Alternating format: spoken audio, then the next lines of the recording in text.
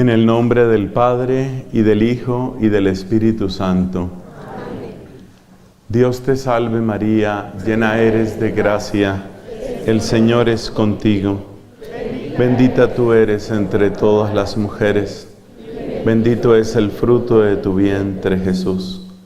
Santa María, Madre de Dios, ruega por nosotros pecadores, ahora y en la hora de nuestra muerte. Amén. En el nombre del Padre, y del Hijo, y del Espíritu Santo. Amén. Por favor, siéntense, mis hermanos.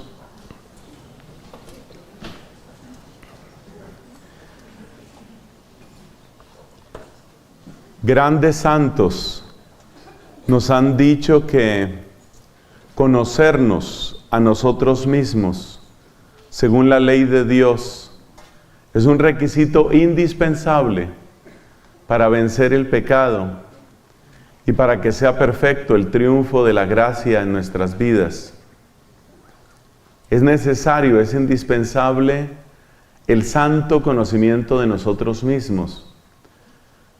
Conocimiento que se logra cuando la luz de Dios va entrando más profundamente en nuestro corazón, porque hay muchas cosas que uno realmente no conoce de sí mismo.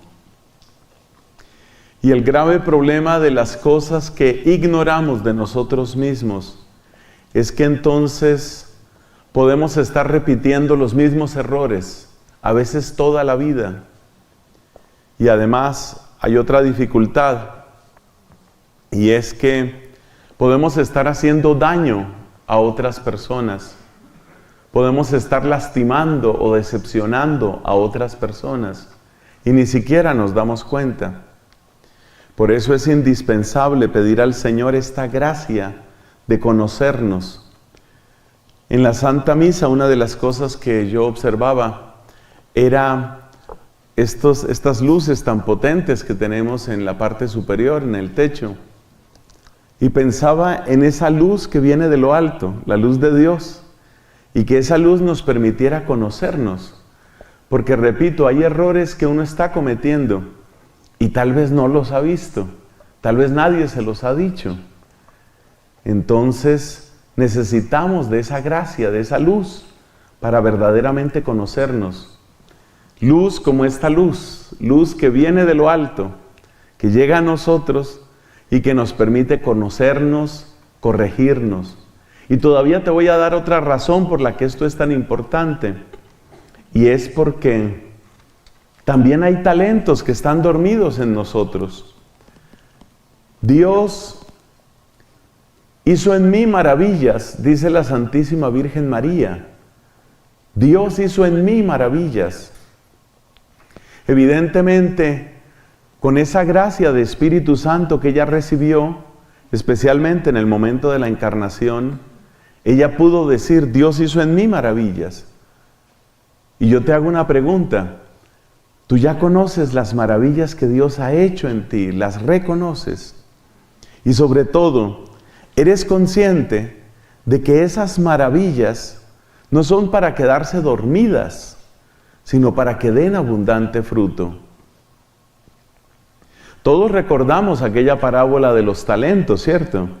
Y recordamos lo que le sucedió a aquel hombre que escondió el talento.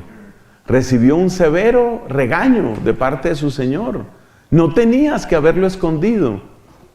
Pero tal vez el primer lugar donde están escondidos nuestros talentos es en nuestra propia ignorancia. Por eso necesitamos esa luz potente de Dios. Vamos a hablar entonces con una comparación. Esta predicación que hemos iniciado en el nombre de Cristo, es con una comparación. Vamos a comparar con lo que sucede cuando vamos al médico. Las cosas que los médicos descubren en nosotros. Porque muchas de las dolencias, carencias, defectos, enfermedades, no se notan. Muchas veces uno va al médico porque tiene, por ejemplo, un dolor. Tengo un dolor de cabeza que no se me quita. Esta rodilla me molesta. La cadera, me paro y siento como un dolor en la parte baja de la espalda. Los dolores son señales que nos indican que algo está mal. Pero cuidado, porque a veces hay cosas que están mal, pero que no hacen ruido, ni producen dolor. Por eso, hoy se aconseja en todas partes que es necesario que nos hagamos chequeos médicos. El chequeo médico, ¿por qué hay que hacerlo? Uno dice, pero yo no siento nada. Pero espérate, es bueno que vayas al médico, porque hay daños tal vez en tu cuerpo, hay peligros en tu cuerpo que tú no conoces, no te has dado cuenta, pero ya los tienes ahí. Por ejemplo, espiritualmente, algo que nos puede hacer mucho daño son esas cadenas que vamos repitiendo. ¿A qué me refiero con cadenas? Cosas que vienen, por ejemplo, en nuestras familias, cosas que vienen de nuestra cultura, y a nosotros precisamente porque las hemos visto toda una vida, porque las hemos vivido toda una vida, no nos extrañan, no nos producen dolor, no nos tallan, pero están ahí. Y como están ahí, nos hacen daño. Por eso es necesario ese chequeo médico. Y en un chequeo médico, ¿qué descubre uno? Pues uno descubre muchas cosas. Estos médicos nos ayudan a ver muchas cosas. Entonces, lo que vamos a hacer, después de que ustedes saquen sus cuadernos, sus libretas, no se fíe, por favor, de su sola memoria. No haga eso. Usted ha hecho un largo camino para llegar a Williams, Arizona. Usted ha hecho un largo camino, usted ha hecho un esfuerzo. Me parece que mi camino fue un poco más largo. Yo tuve que salir Bogotá, Houston, Phoenix, Phoenix, Williams. Entonces yo espero que ya de aquí ya no me llevan para otra parte, que como que ya llegué. Espero que ya llegué. Entonces, como tú has hecho un esfuerzo para llegar aquí, hay que aprovechar al máximo. Me gustó la homilía que nos regaló el Padre Bernardo. Como él decía, Dios tiene preparadas bendiciones. Y la pregunta es, ¿estamos nosotros preparados para bendecirlas? Por eso cada momento de nuestro retiro hay que vivirlo a fondo. Hay que vivirlo con amor, con intensidad, con fe. Bueno, entonces lo que vamos a hacer es una especie de paralelo, una especie de comparación entre lo que ven los médicos del cuerpo y lo que a veces Dios ve en nosotros. O sea, vamos a acercarnos al médico del alma. Bueno, Cristo es médico de cuerpo y alma, ¿no? Pero vamos a acercarnos a Cristo en cuanto a médico del alma y vamos a hacer una comparación entre aquellas cosas que a veces uno tiene en el cuerpo sin darse cuenta y luego aquellas cosas y aquellas cadenas que a veces uno tiene en el alma y no se ha dado cuenta. Entonces, eso es lo que vamos a hacer. Yo creo que esto se entiende mejor si vamos entrando. A ver, yo he traído aquí unas 7. Vamos a ver si esto funciona. En el nombre de Jesús yo creo que sí funciona. Vamos a tener 7 comparaciones. ¿Y la primera cuál es? La primera es una de las cosas que siempre te miden cuando vas al médico. La tensión arterial. La tensión arterial. Uno de los nombres que tiene la hipertensión, cuando está muy alta, ¿no? Hipertensión, que está alta, la llaman el asesino silencioso. ¿Por qué? Hay veces que tú te das cuenta que tienes la tensión alta, porque sientes muy fuertes las palpitaciones, por ejemplo en los músculos, en las venas, de tu cabeza, o te dan dolores de cabeza, o tienes una sensación como de cierto ahogo, y tú te das cuenta de que tienes la tensión alta, pero no todas las veces. La tensión alta ha sido llamada por algunos médicos asesino silencioso, porque un problema de tensión alta puede afectar muchas partes de tu cuerpo, y en cualquier lugar donde la tensión alta produzca una ruptura, un aneurisma, una cosa de estas, vaya, no hablemos más de eso, es bien grave, especialmente si es en el cerebro, por supuesto. Tensión alta. Entonces, por eso siempre nos miden la tensión y a veces nos hacen controles durante varios días o nos piden que nos tomemos la tensión arterial todos los días, más o menos a la misma hora. ¿Cuál sería el equivalente espiritual Porque estamos haciendo un paralelo, ¿no? Una comparación. ¿Cuál es el paralelo? ¿Cuál es la comparación con la tensión alta? ¿Qué podríamos decir que es propio de esto que en el cuerpo es la tensión alta? Pues sabes, hay personas que tienen iras reprimidas. Hay personas que tienen una especie de pelea con la vida y están esperando el momento de desquitarse. Hay personas que sienten que los han mantenido, los han forzado a estar abajo y tienen ganas de sobresalir. Es algo que está como reprimido. Así como la sangre, cuando hay tensión alta, está como reprimida en las arterias, en las venas. Así como la sangre está como reprimida en la alta tensión, así también nosotros hay cosas que llevamos como reprimidas en nuestra vida. Y esas cosas de repente salen, a veces de una manera muy trágica, Dios nos libre. A veces salen de una manera muy trágica. ¿Qué es una manera trágica?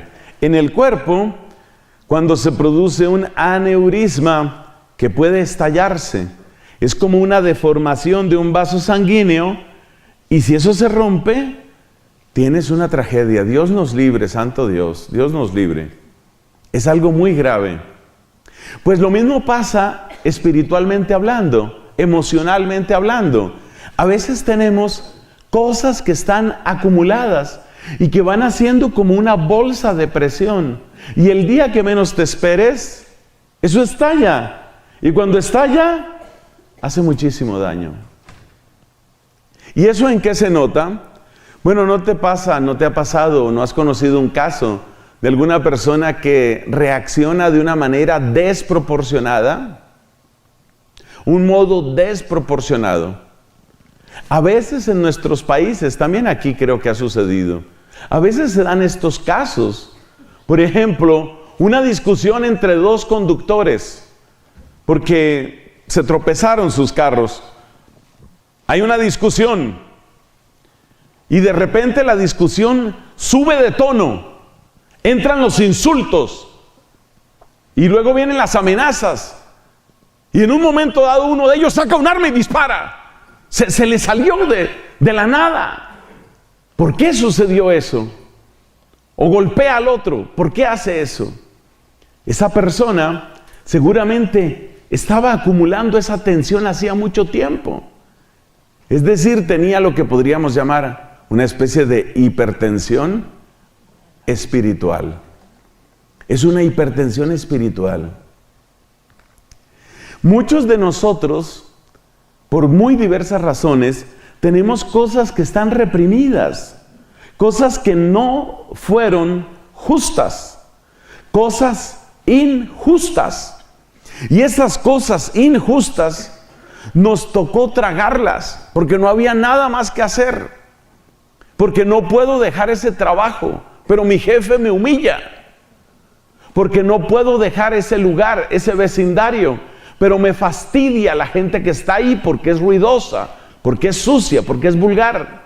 Y no puedo hacer nada. Me toca aguantarme esto. Mira, cuando uno pasa por esas situaciones difíciles, si uno procesa ese dolor, si uno le da tratamiento a ese dolor a través de una verdadera estabilidad emocional y espiritual, uno crece. Porque las dificultades te hacen crecer. Las personas que han pasado por duras dificultades muchas veces alcanzan una gran madurez. Las dificultades no están hechas para derribarte, sino para hacerte crecer, para hacerte fortalecer. Pero a veces uno no tiene cómo procesar las cosas. Entonces, los dolores, especialmente las injusticias no procesadas, van quedando, van acumulándose. Y esa acumulación va produciendo como una especie de represión, como ese fenómeno de la olla de presión, como ese aneurisma que se va inflando, que se va deformando y que puede un día causar un serio, muy serio problema. Entonces, la gran diferencia, ¿cuál es? Dos personas pueden pasar por las mismas circunstancias y uno de ellos creció en madurez, en misericordia y en fortaleza, y otro, en cambio, creció en resentimiento, en amargura y en rabia contenida. Y vivieron las mismas cosas. Por eso, muchos de nosotros tenemos que pedirle a Dios que nos ayude a procesar. A procesar. ¿Qué es procesar? Procesar es darle un cauce para que no se acumule eso que llevo dentro. Darle un cauce a través de la razón y el corazón, darle un cauce a eso que me ha dolido, a esa frustración, a esa injusticia, a ese problema, a ese dolor. Cuando logramos encontrar ese cauce, cuando logramos sacar eso que llevamos dentro, entonces crecemos. Y crecemos en misericordia, y crecemos en madurez, y crecemos en fortaleza.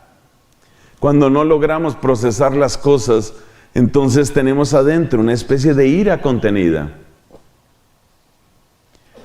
Hermanos, esto a veces sucede en las familias. Un papá violento, que no sabía comunicarse sino a gritos y a golpes.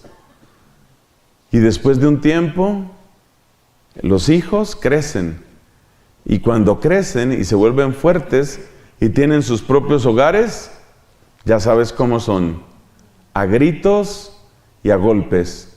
Y luego esos tienen hijos, y esos otros hijos a gritos y a golpes. Es decir, como que cada uno le va transmitiendo el mismo problema, la misma enfermedad emocional al hijo. Y eso va pasando de unos a otros, por eso hablamos de cadenas. Eso duele, porque hay familias que han estado marcadas por la violencia. No es el único daño, hay otros, pero ese es uno que aquí nos interesa destacar. Han sufrido por esa violencia que va pasando de padres a hijos. Una vez hablaba con una señora que me contaba cómo era el papá con ellos. Y esta era una mujer. El papá algunas veces golpeaba tanto a los hijos como a las hijas. Pero a las mujeres, más que golpearlas físicamente, lo que hacía era golpearlas con las palabras. Palabras vulgares, palabras ofensivas, palabras humillantes, hasta hacer llorar a las hijas de confusión y de humillación. Bueno, yo hablaba con esa señora, por supuesto, muchos años después de estos acontecimientos, y ella me decía, yo he llegado a entender un poco a mi padre, porque resulta que el papá de él era mucho peor. Es decir, mi papá nos pegaba con correas de cuero, pero el abuelo utilizaba de esas tiras con las que golpean a los animales. Con eso era que golpeaba a sus propios hijos. Entonces, fíjate que esas son cadenas, y eso es muy triste, pero hay una buena noticia: esas cadenas se pueden romper. Amén. ¿Amén? Amén. Esas cadenas se pueden romper, y eso es precisamente lo que queremos. No esconder los problemas, no esconderlos, no reprimirlos, sino saber que si nosotros, a la luz de Dios y con la fuerza de Dios, asumimos esas realidades, nosotros empezamos a vivir de una manera diferente, de un modo distinto. Esa cadena se puede romper. Hay que reconocer que hay ocasiones en que necesitamos ayuda profesional, quiero decir. Yo no voy a entrar aquí a decir qué porcentaje o qué casos sí o qué casos no. No entremos en ese detalle. Lo que sí te quiero decir es que sea que necesites ayuda profesional o no, En cualquiera de los dos casos, la solución empieza por reconocer que uno sí tiene esa represión, sí tiene eso contenido. ¿Y cómo se nota que uno lo tiene así contenido? Se nota porque a veces uno no logra dominar sus reacciones. Cuando tú sientes que pierdes el control, así sea por breve tiempo, y así solo te pase con algunas personas. Por ejemplo, yo he conocido casos de hombres que tienen este problema, pero son violentos únicamente con la esposa. Mira, así sea con una sola persona, y así no te pase todos los días. Si tú ves que tú tienes reacciones excesivas con alguien, así sea una sola persona, ahí hay algo que está reprimido. Puede ser con un hijo, con una hija, puede ser incluso contigo mismo. Esas personas que se golpean, que se hacen cortadas, como expresiones de odio a sí mismas. Cuidado con eso. No reprimas, no escondas. Después de esta predicación vamos a tener un tiempo de oración con el Santísimo. Y sabes lo que queremos, ¿no? Lo que queremos es que así como Jesús está desnudo y expuesto ante nosotros, así también nosotros desnudemos el corazón y le digamos, esto está dentro de mí. Entonces, ¿cómo hace uno para saber si tiene cosas reprimidas? Una señal es esa. Tienes momentos en que no logras dominarte. No logras. Cuidado con eso. Cuando uno no logra dominarse, a veces golpea, a veces insulta, a veces grita. A veces tiene como la necesidad de castigar al otro. Eso está indicando que hay algo reprimido en ti. Nos ha pasado a muchos seguramente. Pero hay otra señal también. Hay otras personas que canalizan las frustraciones y las injusticias que causan esto que hemos llamado hipertensión espiritual. Hay personas que canalizan eso con un deseo muy grande de ser importantes, con un deseo muy grande de sobresalir. Soy plenamente consciente de que ustedes, la inmensa mayoría o todos ustedes son líderes. Ustedes son servidores y son líderes de grupos de oración. Y ustedes tienen personas a cargo. Y yo les quiero contar algo que nos puede pasar a quienes tenemos esa clase de responsabilidades. Digo, tenemos por esta razón, porque también nosotros, predicadores, sacerdotes, tenemos ese llamado, esa responsabilidad de liderar. Un buen sacerdote pues tendrá que ser un buen líder. ¿Y sabes lo que a veces le pasa a uno? A veces uno no es persona de explosiones de ira, pero sí es persona que en cierto momento tiene que imponer su opinión. O es persona que tiene que hacer sentir su medio gramo de autoridad que tiene. Es lo que algunas personas llaman micropoderes. ¿Conoces el caso de aquel hombre que él era el portero, ¿no? Portero de un edificio. Bueno, era portero en el edificio. O sea que ¿dónde mandaba él? En 1 metro cuadrado. Ese era su imperio, su metro cuadrado. Entonces, por ejemplo, era un edificio muy grande con muchas oficinas. Entonces, por ejemplo, pues hay gente del edificio que pide que le traigan su comida y entonces llega un mensajero y trae comidas para personas que las han pedido en el edificio.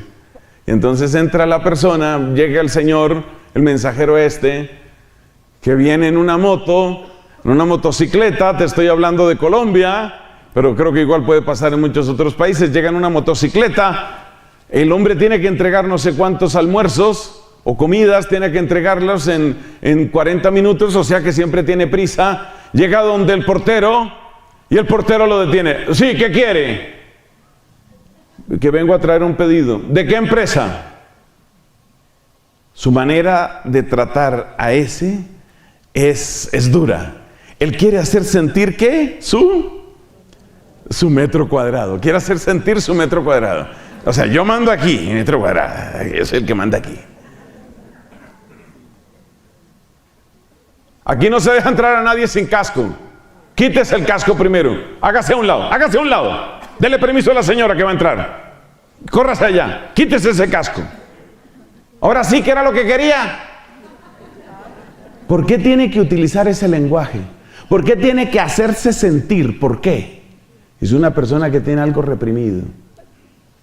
Muchas de esas personas, cuando hacen sentir su pedacito de autoridad, su metro cuadrado, a veces no es un metro cuadrado, a veces es una baldosa. Porque hay veces que hacemos sentir nuestra baldosa. Yo mando en esta baldosa. Porque es lo único que tenemos. ¿Tu baldosa cuál es? Tu baldosa puede ser, para ese señor era su portería. Y esa era la felicidad de él. Trancar la gente, detenerla, pedirle el documento. No, ese documento no se lo recibo. Pero es que, no se lo, mire, no insista. O sea, él era el dueño del edificio en ese momento, no insista. Nosotros también podemos hacer valer nuestro metro cuadrado. Cuando ponemos ese lenguaje humillante, cuando maltratamos a las personas, cuando hacemos valer nuestro cargo, nuestro oficio. Una vez, un sacerdote cometió un error litúrgico, no es lo peor del mundo, pero es un error litúrgico. Sucede que este padre, cuando fue a la misa, no consagró el número suficiente de hostias. Realmente hubo una gran desproporción entre las hostias, número de hostias consagradas, y la asamblea. Entonces se le ocurrió una idea. Como sí había quedado de la preciosa sangre en el cáliz, él dijo, pues se le puede dar a la gente del cáliz. Pero como eran muchas personas, entonces se le ocurrió otra idea. Tomar hostias sin consagrar para humedecer en la sangre del Señor y repartirlo. Para muchas personas esa sería una buena solución. Resulta que eso no es ninguna solución. Porque una hostia sin consagrar es pan. Es pan. Entonces tú estás dando la sangre de Cristo con pan. O sea, igual hubieras podido tomar galletas, hubieras podido tomar tortilla para dar la sangre de Cristo. Y por supuesto que si tú vas a dar la sangre de Cristo con una tortilla, tú dices, eso no se debe hacer. Pues es lo mismo, una hostia sin consagrar es como una tortilla, es lo mismo. Bueno, resulta que en esa misa había un laico de esta gente, porque cada vez hay más laicos que están más preparados. El laico se dio cuenta de lo que estaba haciendo el sacerdote, porque lo hizo muy abiertamente. Tráigame unas hostias, por favor. Señora sacristana, tráigame unas hostias allá. Vamos a repartir aquí con la preciosa sangre, a darle a todos. Y este hombre se da cuenta, eso no se hace, eso está mal hecho. Pero esto que te acabo de contar no lo saben muchos sacerdotes, porque este error yo lo he visto cometer a varios sacerdotes. Hasta de buena fe lo hacen, pero está mal hecho, eso no se debe hacer. Te repito, es lo mismo que dar la sangre de Cristo con un pedazo de tortilla, eso no se puede hacer. Terminada la misa, este laico se acerca donde el sacerdote y le dice, Padre, permítame un momento. Yo me di cuenta de lo que usted hizo.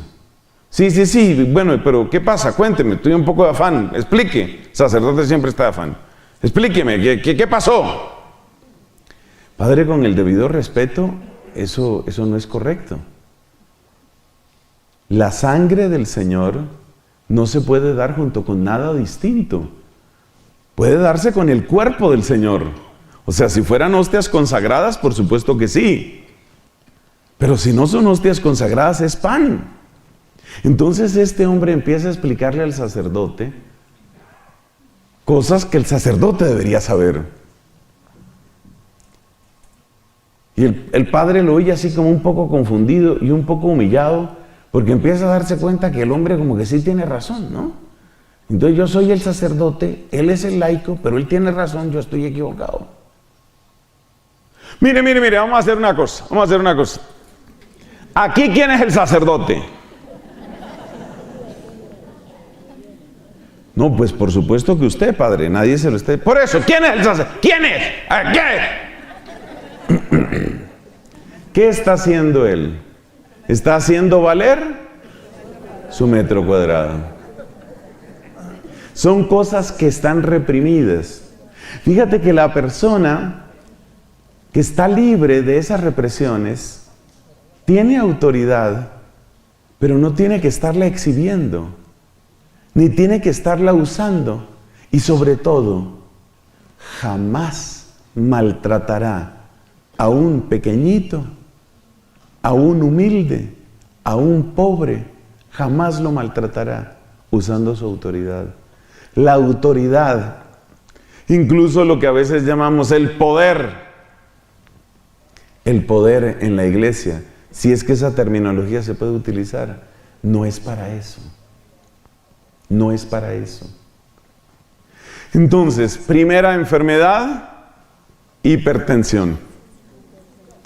¿Cuáles son los síntomas de hipertensión espiritual? Porque aquí estamos, es por el lado espiritual, claramente, ¿no? Por favor, no tomen esto como que ya fui al médico, ¿no? ¿Cuáles son los síntomas de hipertensión espiritual? Las explosiones incontroladas o es estar haciendo valer lo mío. A ver, ¿aquí quién es? ¿Quién es él? Repita después de mí. Repeat after me. ¿Aquí quién es el sacerdote? Usted. Y entonces, hacer valer la autoridad. Y yo te digo una cosa, cuando uno se pone a pensar en esa frase de San Pablo, ¿tú qué tienes que no hayas recibido? Que tienes un doctorado de teología, que eres sacerdote, que eres obispo, que eres el jefe, que eres el líder, que eres el encargado. ¿Qué tienes que no hayas recibido? Entonces, por eso necesitamos pedirle a Dios que nos ayude a procesar las injusticias, frustraciones, opresiones que hemos sufrido. Porque una injusticia bien procesada conduce a la humildad, la misericordia, la madurez, la fortaleza. Una injusticia mal procesada conduce a la amargura, la frustración y una palabra que es muy conocida en mi país, desquite, las ganas de desquitarse con la vida, como quien dice, ahora llegó mi oportunidad, ahora llegó mi momento, y en este metro cuadrado yo tengo mi pequeño imperio. Segunda, bueno, el ejemplo de la tensión alta nos invita a considerar el caso opuesto, la tensión baja. La tensión baja también es muy peligrosa, porque resulta que la tensión baja también puede obligar al corazón a que trabaje más de la cuenta. Si la tensión está baja, quiere decir que los niveles de oxigenación no son suficientes. Y eso quiere decir que el corazón tiene que trabajar más, y eso se nota todavía menos que la tensión alta. Entonces es un problema muy serio. Espiritualmente, ¿qué es esa tensión baja? Esa tensión baja a veces es la tendencia depresiva, la persona triste, la persona con baja autoestima, la persona que está bajo el peso de malos augurios, malos deseos, malas predicciones que le hicieron especialmente en su familia. Uno de los peores errores que se puede cometer en una familia es hacer predicciones negativas. Yo les quiero decir que las predicciones negativas prácticamente equivalen a maldiciones. Por supuesto, todo lo puede romper Cristo. Yo quiero insistir en eso. Todo lo puede romper Cristo. Amén. Amén. Pero tengan en cuenta que las predicciones negativas, ¿qué es una predicción negativa? Ay, usted nunca va a hacer nada en la vida. Esa es una predicción negativa. Con esa manera de ser usted se va a quedar sola, mijita. Eso es como echarle una maldición. No es una maldición exactamente, porque no se está invocando ningún poder negativo para destruir la persona, pero en términos emocionales equivale a una maldición. Y si esas palabras salen de la boca de aquellas personas que son realmente importantes, que son fundamentales para nosotros, esas palabras nos hacen un daño espantoso. Por eso una de las cosas que tenemos que hacer cuando el Santísimo esté expuesto, una de las cosas que tenemos que hacer es entregarle a Cristo todas las palabras necias que hemos dicho, sobre todo las que se refieren al futuro. Ustedes deben tomar conciencia, y yo también, hermanos, de que esa clase de palabras necias que hablan sobre el futuro, esas palabras hacen un daño terrible. Porque cuando tú eres papá, cuando tú eres mamá, también sucede en otra proporción entre los esposos, incluso entre amigos.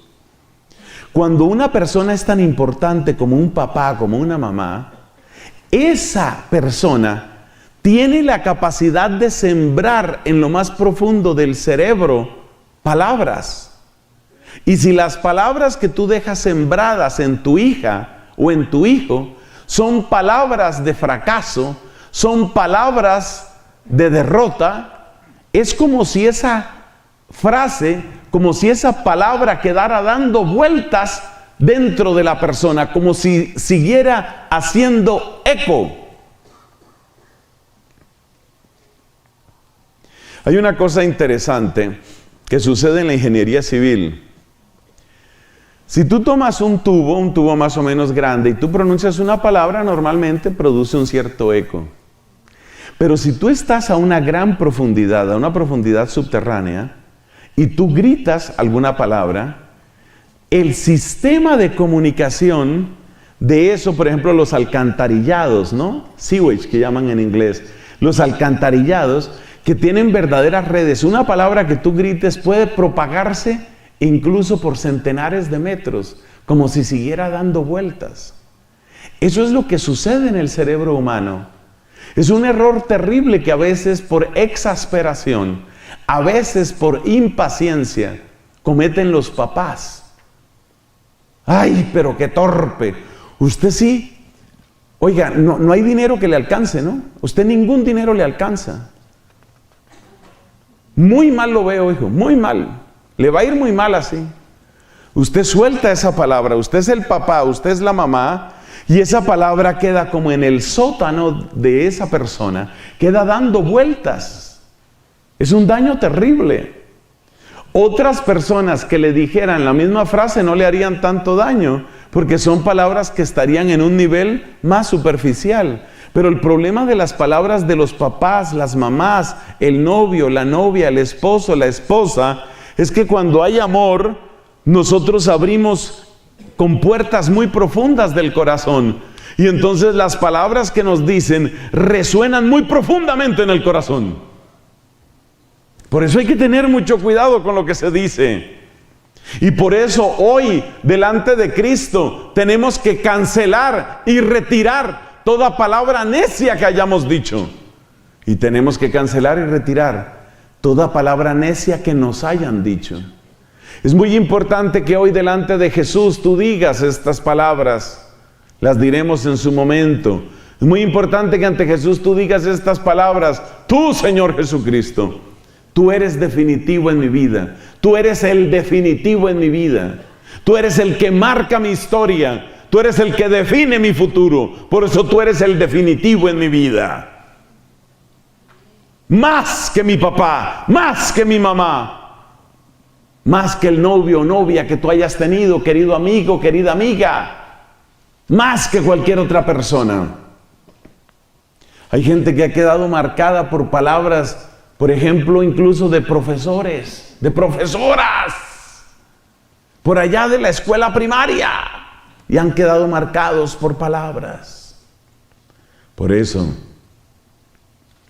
es necesario romper esas palabras necias. Fueron palabras dichas en un momento de impaciencia. Fueron palabras dichas en un momento de exasperación. Pero esas palabras no pueden definir mi vida.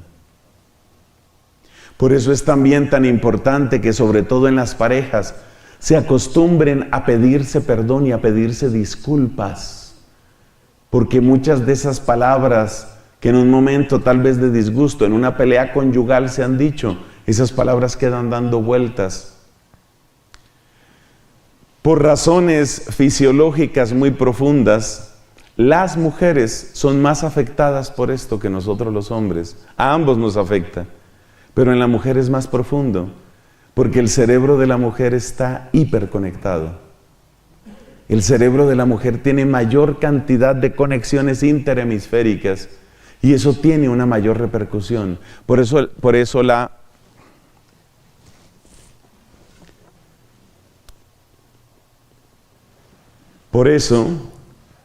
la mujer puede padecer un poco más en estas circunstancias. Entonces a eso es a lo que llamamos tensión baja. Llamamos tensión baja esa situación que se presenta cuando la persona tiene esta situación. Entonces la persona se siente sin fuerzas. Médicamente, cuando una persona tiene la tensión baja, pues la persona se siente como si estuviera pesada. Se siente como desganada, como perezosa. Como perezosa, es decir, apenas son las 9:30 de la noche y la gente perezosa. ¿En qué se le nota? En que la persona a todo te va diciendo que sí.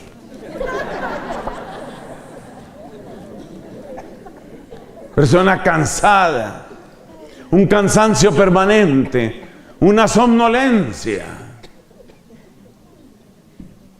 ¿Entendió? Entendí que... Entonces hay que darse cuenta de esas situaciones, hay que darse cuenta, eso es lo que llamamos tensión baja. Cuando nosotros hablamos de esa tensión baja espiritualmente, entonces la persona se siente desganada. Es el tipo de persona que se vuelve incluso pesimista en contra del don de la esperanza, porque lo propio de nosotros los cristianos es el don de la esperanza. Entonces hay personas que tienen la tensión espiritual baja. Todo le ven problema. Oye, ¿y si hiciéramos una misión? No hagamos eso. No. Tiempo perdido, eso no se haga. No se haga nada, mejor no hacer nada.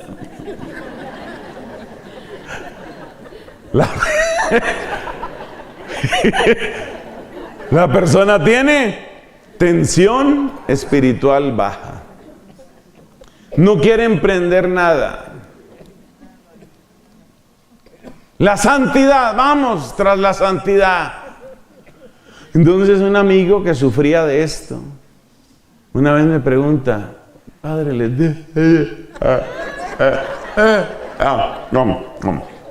tengo una pregunta. Yo hice caso omiso del tremendo bostezo, que yo no sabía si se iba a comer el mundo, que era lo que iba a hacer. Y entonces me dice, padre, dígame una cosa, ¿de verdad uno tiene que ir al cielo o lo llevan?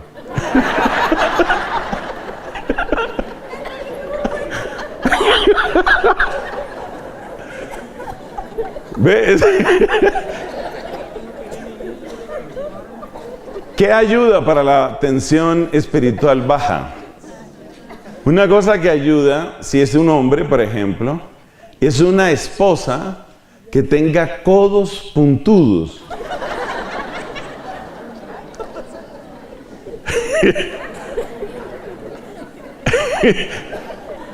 Bueno, entonces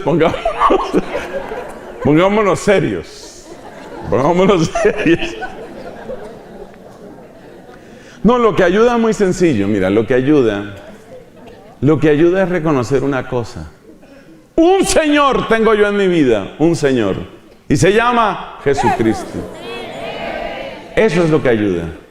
Por encima de cualquier palabra que me hayan dicho, por encima de cualquier mal presagio, por encima de las bajas expectativas que tenía mi mamá conmigo, por encima de las palabras de derrota que dijo mi papá, por encima de los fracasos que yo haya padecido, un solo Señor tiene mi vida.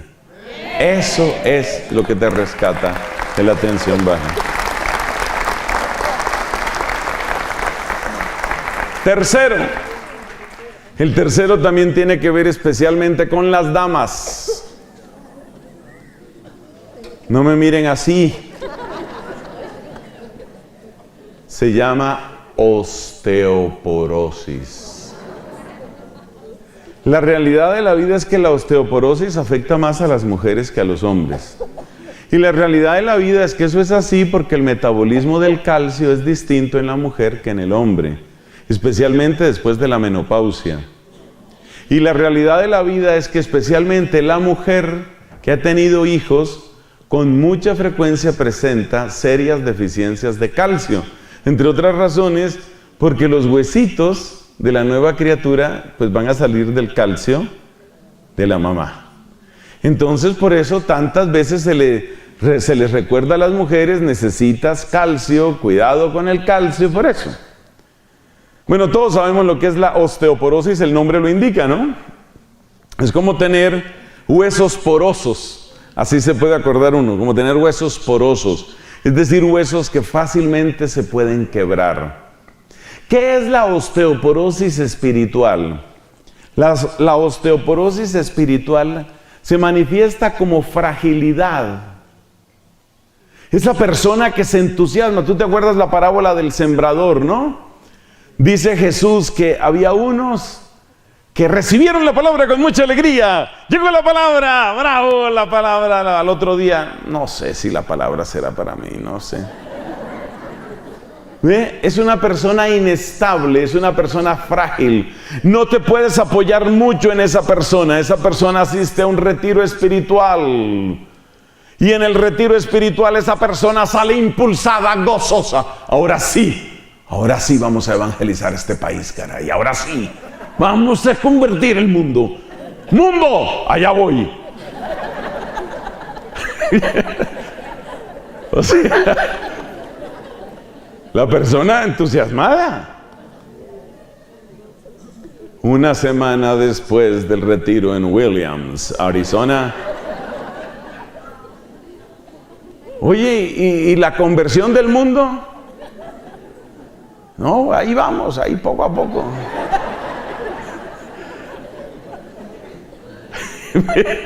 ¿Ve usted? Entonces hay inestabilidad, hay fragilidad. Y es lo mismo que pasa cuando los huesos están porosos. Dios nos guarde, ¿no?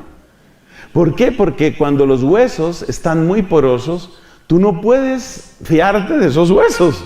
Se te pueden quebrar, en serio se te pueden quebrar. En casos graves, casi cualquier cosa ocasiona una fractura. Es muy peligroso. Y lo más triste y lo más doloroso de la osteoporosis es que no se va a presentar en los huesos, o no se presenta en los casos más graves, en los huesos que son fáciles de enyesar o de fijar. Piensa tú, y que Dios nos libre, piensa tú un problema de cadera, por ejemplo. Piensa tú un problema de pubis, eso es una cosa muy complicada, un problema de coxis. Son problemas muy serios. Y ahí se refleja la osteoporosis, por supuesto. Entonces tú no te puedes apoyar. Una persona que tiene una severa osteoporosis tiene un problema muy serio porque no sabe en qué momento un paso mal dado puede ya presentar una fractura de cadera. Es algo muy grave.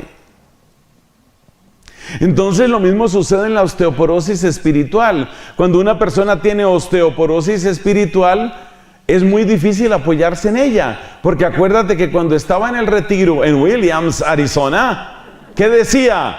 Aquí voy a convertir al mundo. Una semana después, bueno, hay que ir poco a poco. Poco a poco. Entonces ya el entusiasmo, ¿en qué quedó? ¿Ven? No se puede apoyar uno en la persona porque como que se va a quebrar. Otro síntoma de osteoporosis espiritual, ¿cuál es?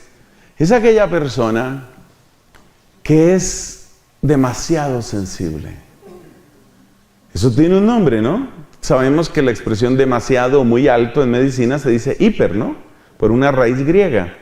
Entonces, por eso decimos que la persona es hipersensible. Son esas personas que sí quieren la conversión del mundo. Yo quiero que las multitudes se vuelvan hacia Cristo. Todo el mundo hacia Jesucristo. ¿Usted por qué me mira así? ¿Qué? ¿Ahora qué pasó? ¿Qué? ¿Ah? ¿Es un problema que tenemos? De la persona hipersensible, y la señora se preocupó. La persona hipersensible es como persona con osteoporosis. Tiene grandes deseos de hacer grandes cosas, pero apenas se presenta la primera dificultad, ya se quebró. Se rajó, como dicen en buena parte de México, lindo y querido, ya se rajó. Entonces, fíjate, ¿qué le pasa? Tiene osteoporosis espiritual. Pero hay tantas cosas por hacer, sí, pero es que no sé. Antes en el grupo había como otro ambiente, pero ahora va uno y no sé. Uno como que miren, no sé, como que me miran. No sé.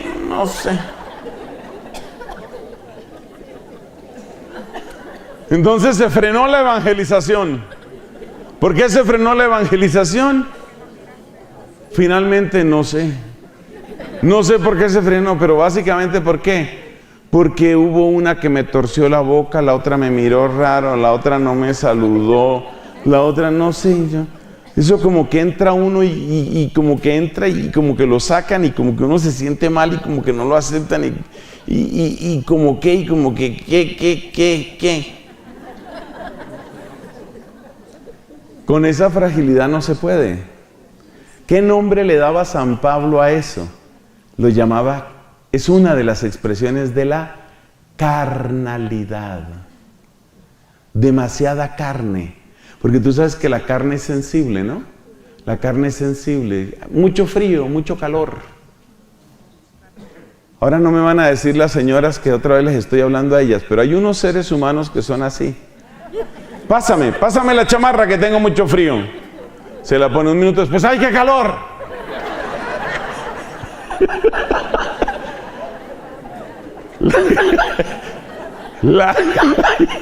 La carne es ¿qué? Sensible, ¿no? Sensible. Entonces San Pablo llamaba eso carnalidad. Y resulta que hay una cosa que hay que tener clara. Todos los seres humanos en algún momento decepcionamos. Hay una frase impresionante de nuestro Señor Jesucristo en el Evangelio. Esa frase sí que me golpea a mí. Dice Jesús esta frase, y la tarea para usted antes de dormirse es encontrarla. La frase dice, dichoso el que no se escandalice de mí, dice Jesús. Dichoso el que no se escandalice de mí. Prueba de que hay gente que sí se escandalizó de Jesús. Gente que se retiró del Evangelio porque les pareció que Jesús era muy exagerado. O yo no sé por qué razón. Uno que se escandalizó de Cristo y uno que le dio la espalda a Cristo porque no le convenció el proyecto de Cristo fue Judas Iscariote. ¿Qué le pasó a Judas? ¿Eso? Judas sintió, no, esto no va a ninguna parte. Eso tanto sacrificio y tanta cruz y tanta cosa, esto no va para ninguna parte. Mejor quitar a ese señor de en medio, cerrar ese capítulo y ver con qué seguimos. Eso pensaba Judas Iscariote. Entonces la osteoporosis espiritual, ¿qué es? Es como una especie de fragilidad, una especie de hipersensibilidad que hace que la persona realmente no pueda emprender nada serio. Lo mismo que pasa cuando hay osteoporosis en el cuerpo. La persona tiene que andar con sumo cuidado, hay que tratarla con sumo cuidado. Cuidado al subir la escalera, cuidado con una caída, cuidado. Esa persona no puede ir muy lejos. Pero bueno, de la osteoporosis corporal puede haber muchas causas. Aquí estamos hablando de la osteoporosis espiritual. ¿Y la osteoporosis espiritual de dónde viene? Viene de esa hipersensibilidad y de esa fragilidad. ¿Cuál es el remedio? Porque estamos comentando remedios, ¿no? ¿Cuál es el remedio que puede haber para eso? Hay grupos de oración donde se entra esta hipersensibilidad. ¿Cuál es un síntoma de que empezó a entrarse la hipersensibilidad en un grupo? Cuando tú empiezas a hablar demasiado del pasado. Ay, es que esos tiempos aquellos, eso sí era. Ay, hacíamos unas vigilias, había unos cantos, mira, había una unción, se sentía una unción tremenda. Era una cosa fuerte, era una cosa potente, era una cosa muy grande, eso se sentía algo muy... Ahora no, ahora uno va y no, por ahí está la gente, pero no, ya no es lo mismo. Mira, cuando dejamos entrar la nostalgia, nos apegamos a lo que Dios hizo, pero cerramos los ojos a lo que está haciendo. Por eso, no toleren ustedes, hermanos, la nostalgia en sus corazones. Cuidado con la nostalgia. Dios, óyeme esto, Dios no está obligado a repetirse. Dios no está obligado a repetirse. Es que ya no siento lo mismo. El que dice ya no siento lo mismo está apegado a la sensibilidad. Ya no siento lo mismo. Está apegado a la sensibilidad. Cuidado con eso. Entonces, ¿qué tiene que hacer uno? Le voy a dar 2 remedios para la osteoporosis espiritual. 2 remedios. Hemos visto que esto tiene que ver con la fragilidad y con la hipersensibilidad. Le voy a dar 2 remedios para esas 2 manifestaciones de la osteoporosis espiritual. Con respecto a la hipersensibilidad, el gran remedio se llama la pasión de nuestro Señor Jesucristo. Pero ¿qué hay que ver en la pasión de nuestro Señor Jesucristo? No solo que Él sufrió, porque a veces uno dice, bueno, pero es que Él sufrió, pero es que como Él era Dios, entonces Él sí podía sufrir, pero a mí todo me duele. Y así no va a funcionar. Mira, es mirar la pasión de Cristo y darse cuenta, como dice la gran doctora de la iglesia, Santa Catalina de Siena, el fuego de amor que había en Él, por el cual pasó por encima del oprobio y la ignominia de la cruz. Es decir, que cuando te sientas así hipersensible, así como, ¿usted qué es lo que me mira? Cuando te empiece la hipersensibilidad y empieces a recordar tiempos aquellos, Dios mío.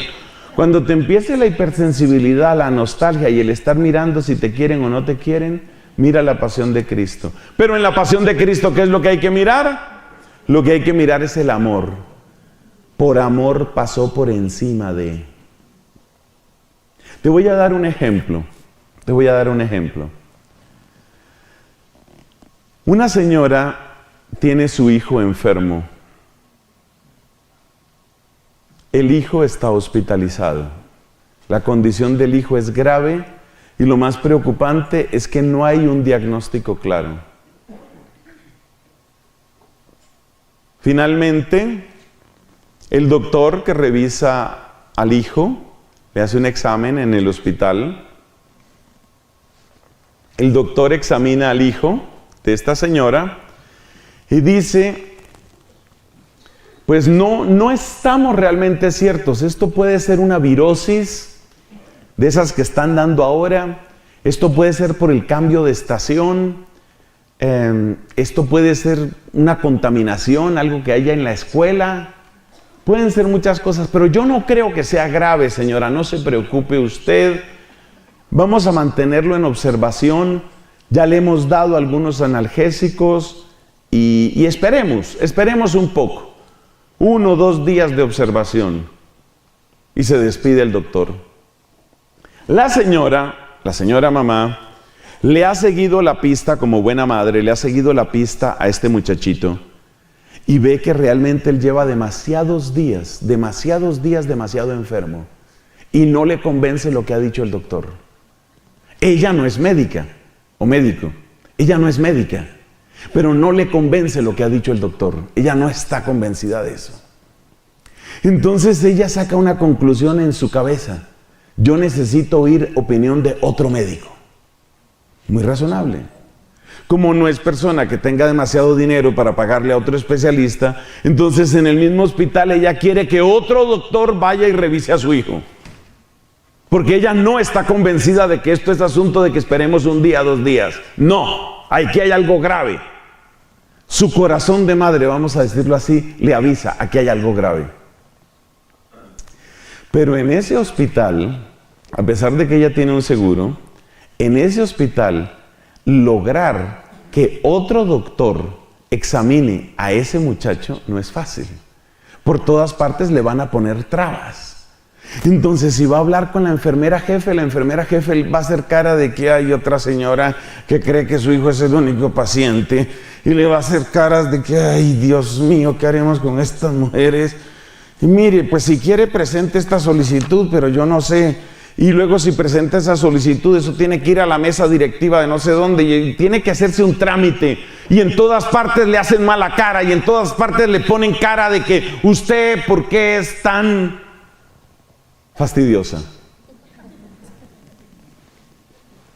Pero ella insiste. 4 horas después, de oficina en oficina, moviendo papeles, haciendo llamadas, llamando a la aseguradora. 4 horas después está otro médico revisando al niño. Y dice: señora, yo creo que usted tiene razón. Esto no es tan sencillo. Parece que estamos frente a una peritonitis que está empezando.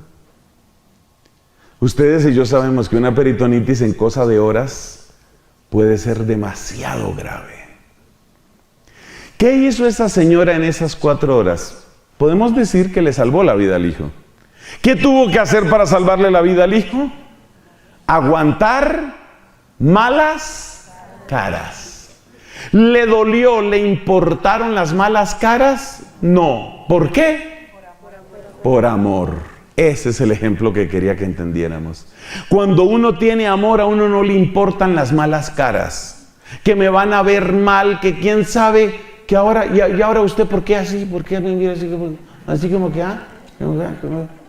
¿y qué le pasó? Como decía por allá un amigo allá en mi país: ¿y usted por qué me mira así? ¿Se le perdió uno igual?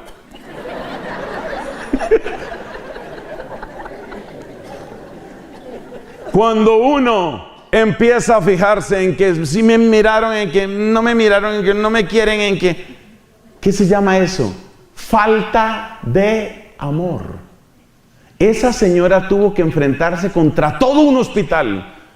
De la enfermera jefe en adelante, y la miraban con cara de que, ay, esta será, si será como loca, ¿qué hacemos con ella?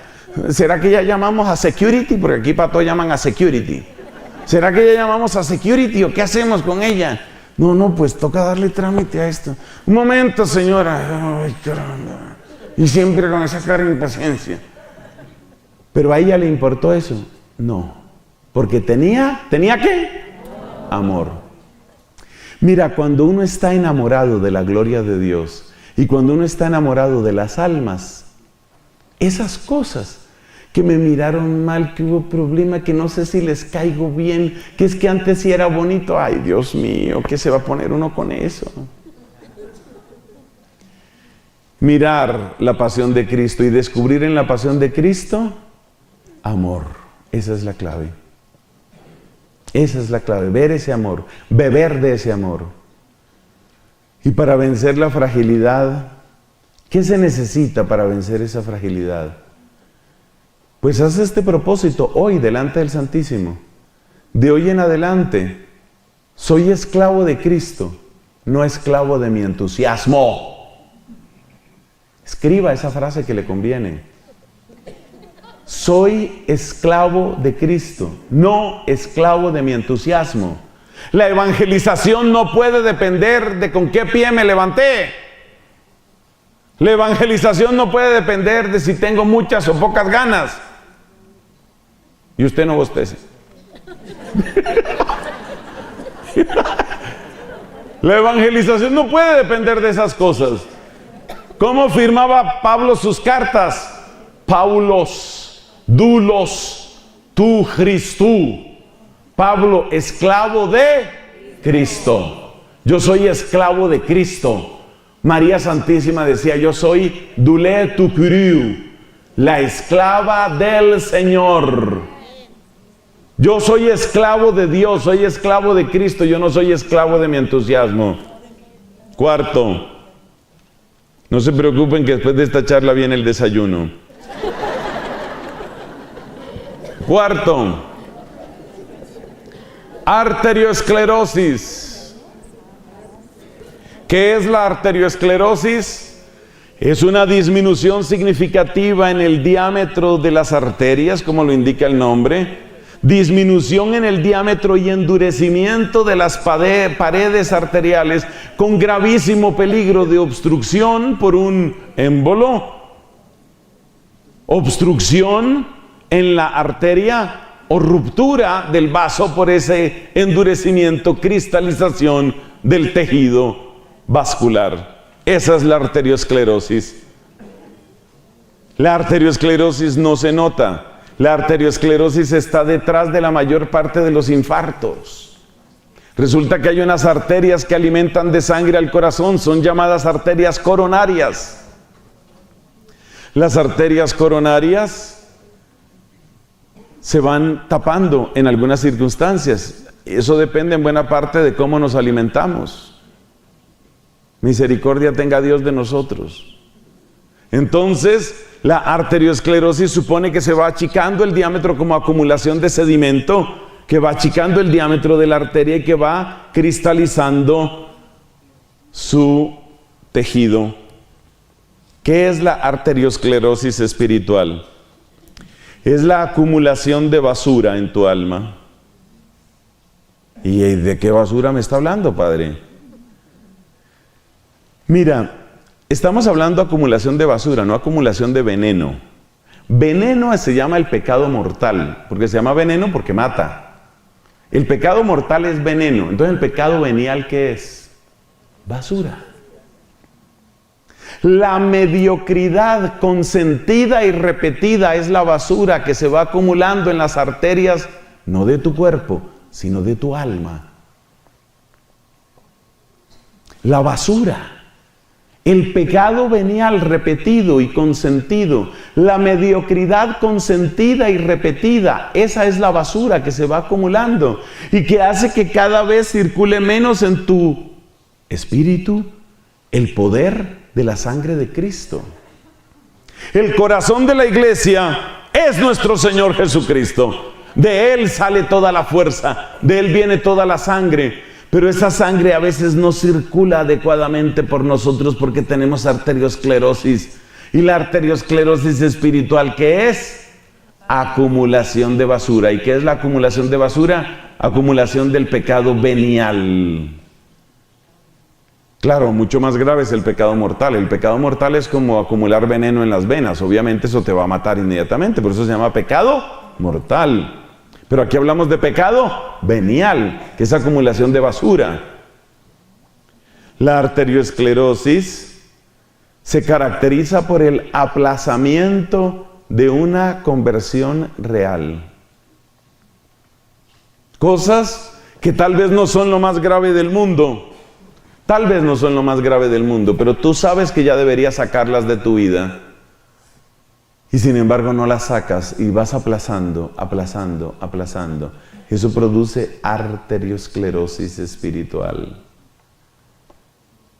Muchas veces se trata de defectos, malos hábitos.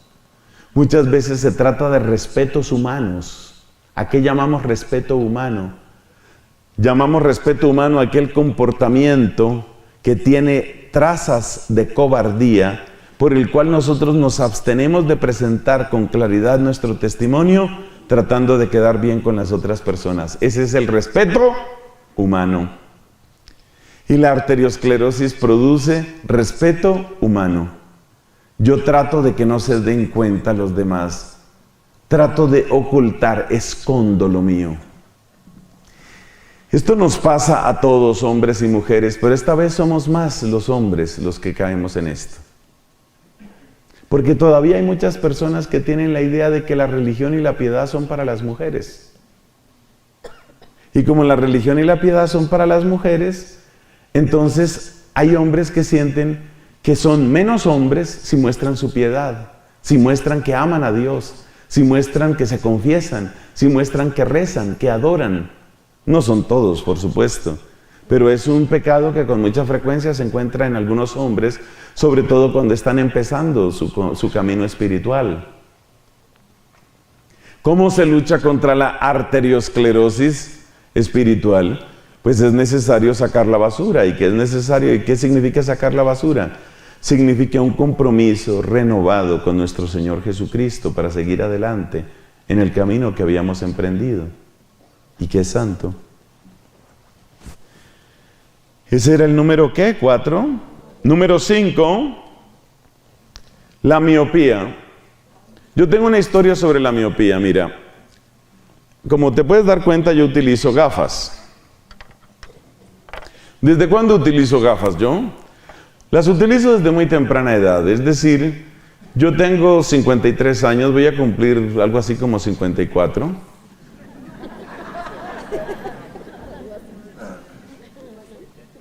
Hace 40 años yo utilizo gafas. Pero lo mejor de esta historia es cómo me di cuenta, o mejor dicho, cómo se dio cuenta mi familia de que yo necesitaba gafas. Eso fue una historia hasta simpática. Resulta que yo tenía que tomar un bus, fui a estudiar a casa de un compañero y tenía que tomar un autobús para devolverme a mi casa. Y resulta que mi casa queda cerca de un barrio en Bogotá, bueno, la casa paterna, obviamente ya ni vivo yo, ni vive nadie de mi familia ahí, en un barrio de Bogotá que se llama Los Andes. Y cerca de Los Andes queda otro barrio que se llama Floresta.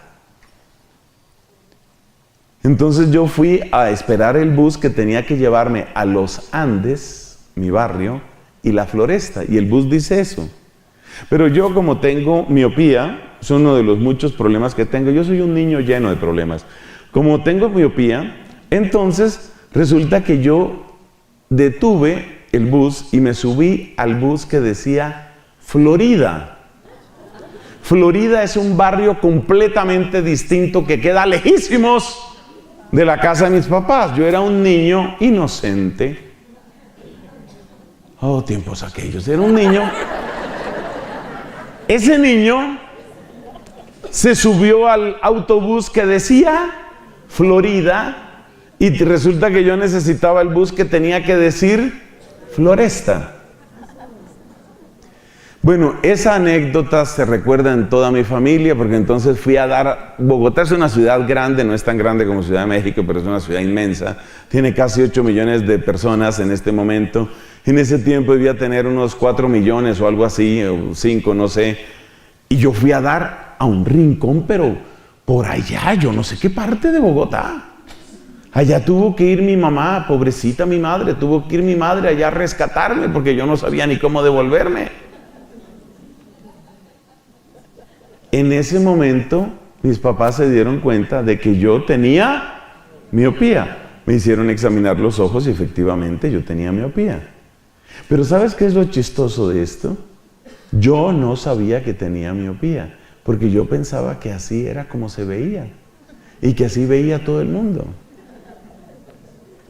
El día que me pusieron mis primeras gafas, ese día me pongo mis gafas. Se ve distinto. Lo que quiero destacar es que uno no se da cuenta de cuántas cosas no ve, porque uno es miope. ¿Y qué es la miopía? La miopía espiritual, ¿qué es? Es el apego a lo inmediato. Lo inmediato es lo que está cerquita, ¿no?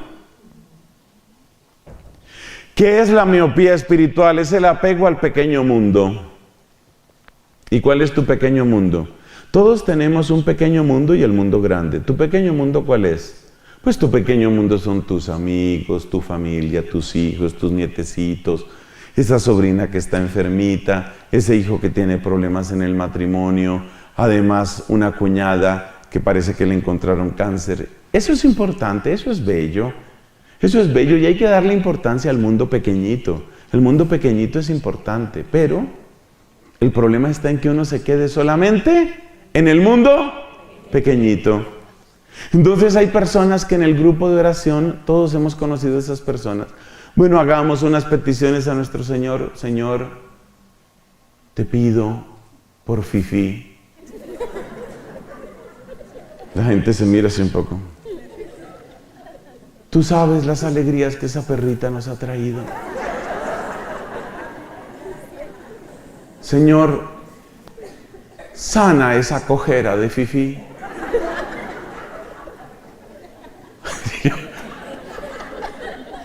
Claro que la perrita está sufriendo, nadie lo niega, la perrita está sufriendo. Claro que es muy triste ver a la perrita sufriendo, claro que sí. Pero tú te pones a pensar, frente a tantas necesidades que hay sobre el planeta Tierra, frente a tantas necesidades de la iglesia, frente a tantas necesidades del mundo, yo desde ayer estoy rezando, no digo que todo el tiempo, pero estas últimas 24 horas he rezado varias veces por ese atentado espantoso en Nueva Zelanda. Para los que no sepan, una persona con una actitud de venganza contra los musulmanes asesinó, masacró 49 personas en un par de mezquitas, por lo menos en una creo, en Christchurch, que es una de las ciudades principales de Nueva Zelanda. 49 personas mató. Así como el estilo de esos tiroteos que tristemente se presentan también en este país. Entonces yo sé que tú tienes tu mundo pequeñito, pero quedarte solo en tu mundo pequeñito, mi nietecito, la perrita y el gatico, y mi casa, y además lo que nosotros sufrimos, y yo quiero estar bien con mi esposo, y además mi hijo que, no sé, tiene una tos rara. Yo te entiendo que te preocupes por tu mundo pequeño. Está bien eso. Santo Tomás de Aquino dice, es normal que nosotros desarrollemos un amor más grande por aquellos que están en nuestro mundo pequeño. Eso es normal. Pero no te quedes solo ahí. Porque ¿quién va a evangelizar? Yo me pongo a pensar, cuando yo miro servidores, por un momento te voy a poner de ejemplo, Obed. Obed, nos conocemos hace poco, ustedes saben quién es, su papel, su servicio que está prestando. Obed es un padre de familia, es un esposo, tiene hijos. Y gracias a él y a muchas otras personas, no solo a él, pero gracias a él y muchas otras personas tenemos este retiro. O sea que él está en su mundo pequeño, pero está también en este mundo grande. O sea, él no se cierra solamente a su mundo pequeño. Eso es lo que quiero decir con esto. Cuando uno es miope, uno solo existe, a uno espiritualmente solo le interesa que lo mío todo funcione, que lo mío todo esté limpio, bonito, todos contentos, todo agradable. Gracias, gracias Señor, porque me permites vivir de una manera en la que no me importa el resto del mundo. Gracias Señor. ¿Qué tal esa oración? Es una oración blasfema, por supuesto, pero esa es la oración de la miopía espiritual. Gracias Señor porque mi mundo me permite estar tan descansado que no me tengo que cansar con tanto problema que hay tanta cosa tan rara que hay ahí. Cuidado con el mundo pequeño. Eso se llama miopía. ¿Cuál es la solución? Hoy hay buenas soluciones y muchas tienen que ver con un fenómeno que se llama Internet. Hay buenos portales católicos de noticias, buenos. Y hay buenas personas para seguir con noticias, por ejemplo, en Twitter. Si te gusta Twitter, No solamente para ver ahora qué se le ocurrió al presidente Donald Trump, sino para ver muchas otras cosas. Mira, ver esa clase de noticias, eso te hace bien. Ver lo que están sufriendo otros, lo que están viviendo otros, lo que están intentando otros. Sal de tu mundo pequeño. Ábrete al mundo grande. Porque Cristo entregó su vida por muchos, por muchísimos. Y porque Cristo quiere que su evangelio llegue hasta el confín de la tierra. Entonces, cuidado con la miopía. Sexto, Dios mío, esto se volvió tarde. Sexto, ¿qué es lo contrario de la miopía?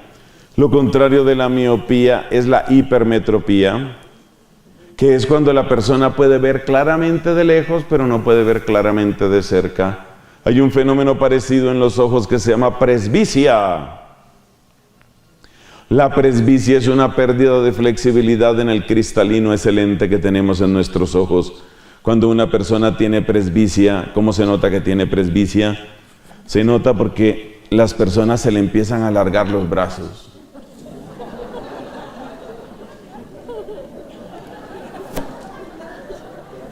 Esa es la presbicia. ¿En qué consiste la presbicia espiritual? Respuesta. Presbicia espiritual es exactamente lo contrario del fenómeno de la miopía espiritual. El miope espiritual solo está pendiente de que mi pequeño mundo todo funcione. A ver, que los cojines no se percudan, que Fifi esté contenta, que mi nieto sea el primero de la clase, que todo me salga bien, que mi casa sea una tacita de plata, que yo pueda vivir tan contento que no me importe nada. Esa es la miopía espiritual. ¿Y la presbicia espiritual qué es? Esas son aquellas personas que están muy preocupadas por evangelizar el mundo, pero maltratan a los que tienen en casa. Y eso tampoco puede ser. Ese es otro desequilibrio. Y eso también pasa a veces en los líderes. Yo he conocido a lo largo de mi vida, que ya les dije que tengo 53, pero no sé cuál es la edad que sigue. A lo largo de mi larga vida, yo he conocido ya 3 casos que me han dolido mucho. De grandes líderes, bueno, líderes, vamos a decir, notables, dentro de la renovación carismática. Y buenos predicadores acabaron separándose de la esposa. ¿Por qué? Por eso. Porque está muy bien que tú te preocupes de las maravillas de la evangelización del mundo, pero un momento, tus hijos te necesitan, tu esposa te necesita. Y hubo otro caso que conocí de un líder que era un gran predicador, de los mejores predicadores laicos que yo he conocido. Y resulta que en alguna ocasión tuve que hospedarme en la casa de él. Esto sucedió en otro país, no en este. Para que no empiecen ustedes a hacer especulaciones. Bueno, me tocó hospedarme en la casa de este gran líder carismático, gran predicador. Llegamos tarde a la casa de él. A esa hora, ellos tenían empleada doméstica. A esa hora la empleada ya estaba acostada, cosa que era perfectamente explicable porque era tarde. Bueno, este hombre, no les miento, prácticamente a gritos hace levantar a la señora que les trabaja para que caliente alguna cosa, para que podamos comer, para lo que sea. Sin llegar al acoso laboral, realmente una persona muy maltratadora y muy humillante con la empleada del servicio. Pero tú vieras los sermones que da ese hombre sobre la caridad, eso es una belleza. Amor, amemos, importante que todos nos amemos. Bastante, que amemos bastante. Pero luego, en la casa, otra cosa. Cuidado con eso, eso se llama presbicia. Por eso es muy importante que nosotros también nos revisemos en eso. Es muy peligroso cuando uno empieza a cambiar el lenguaje. Cuando uno tiene un lenguaje para afuera y otro lenguaje adentro. Muy peligroso. La última. Señoras y señores, llegamos a la última. La última es un poquito más sutil, pero es que me ha gustado mucho. Como ustedes saben, hay distintos tipos de diabetes. Hay una que se llama la diabetes 2. ¿La diabetes 2 en qué consiste o por dónde empieza? La diabetes 2 empieza por un síntoma que se llama resistencia a la insulina. Así que permítanme una pequeña explicación sobre qué es lo que hace la insulina en nuestro cuerpo. Espero hacerla correctamente porque yo médico no soy. Espero hacerla bien. Una de las cosas que hace, porque hace varias, pero una de las cosas que hace la insulina es administrar el potencial energético del azúcar en el cuerpo. Eso quiere decir que la insulina hace que cuando tu cuerpo necesite energía, entonces la pueda obtener de los azúcares que son la fuente predilecta de energía. Eso se procesa, entre otros lugares, en el hígado. Pero la insulina no proviene del hígado, sino de unas células que se encuentran en el páncreas. O sea, realmente el cuerpo humano es una maravilla. Entonces, ¿qué pasa? Que la insulina es la que administra el potencial energético del azúcar en el cuerpo. Vamos a ponerlo de esa manera. Pero ¿qué pasa cuando uno come muchas harinas, como tal vez nos ha pasado a algunos? Cuando uno come muchos dulces, ¿qué pasa? Que se acumula tanta azúcar que cuando la insulina manda la orden para que se procese ese azúcar y produzca energía, el cuerpo no está demandando, no está necesitando esa energía, y la orden que da la insulina para neutralizar ese azúcar o para procesar ese azúcar se pierde. Con el paso del tiempo, el cuerpo se vuelve resistente a la insulina. ¿Eso qué quiere decir? Eso quiere decir que tu cuerpo cada vez está produciendo más insulina para tratar de procesar el exceso de azúcar, pero como no logra procesar el exceso de azúcar, tu mismo cuerpo se vuelve resistente a la insulina. Está como muy complicado eso. Pero ¿sabes lo que pasa? Que ¿por qué es grave la resistencia a la insulina? Porque tú en un momento dado puedes tener muchísima energía en tu cuerpo en forma de enlaces de azúcar y sin embargo no tienes cómo sacar esa energía de ahí y te sigues sintiendo pesado, cansado, somnoliento, incluso con necesidad de más dulce para tratar de producir esa energía. Entonces, por supuesto, la adquisición, la ingesta de ese dulce adicional, lo único que hace es empeorar tu situación. Este ciclo destructivo conduce a algo que se llama diabetes. Ese tipo de diabetes se llama diabetes 2. Espero haberlo explicado correctamente. Bueno, ¿y eso qué tiene que ver? Ahora sí está, las otras eran como más fáciles. Y ahora, ¿cómo es la diabetes espiritual? ¡Dios mío! ¿Sabes en qué consiste? Consiste en que las fuentes de energía ya no te funcionan. Esa es la diabetes espiritual.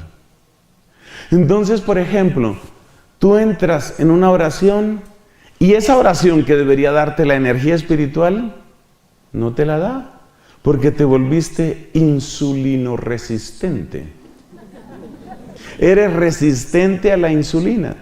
¿La insulina qué es? La fuerza espiritual que Dios te quiere dar. ¿Cómo te da fuerza espiritual Dios?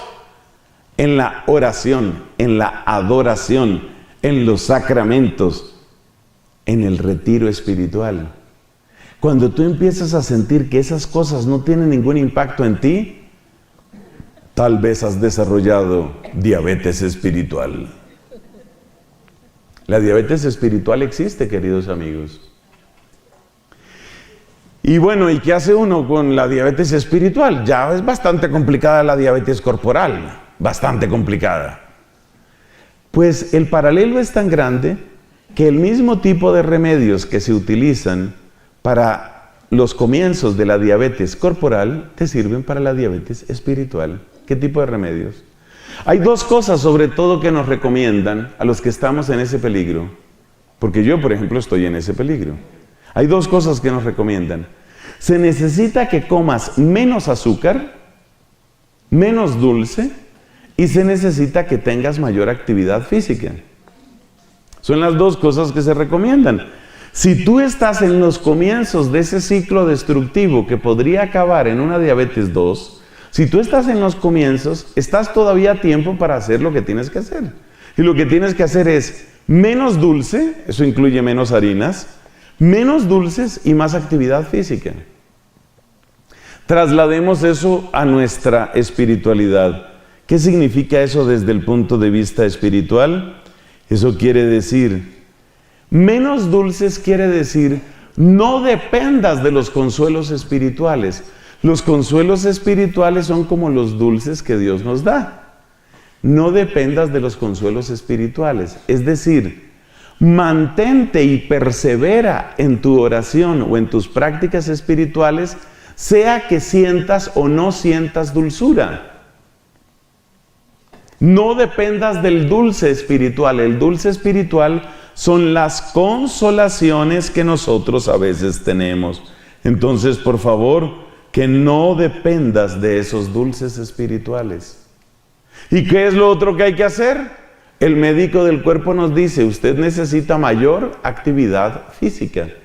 ¿Y esto qué significa? En el caso nuestro, que necesitamos mayor actividad espiritual. Y eso significa mayor evangelización. Entonces, para salvarte de la diabetes espiritual, ¿qué tienes que hacer? No dependas de los dulces espirituales. ¿Y qué quiere decir no depender de los dulces espirituales? No dependas de las consolaciones. Persevera en la oración, aunque ese día no sientas nada, porque tú no dependes del dulce. Y además, evangeliza más. Menos consolación espiritual y más evangelización te van a salvar de la diabetes espiritual. Amén.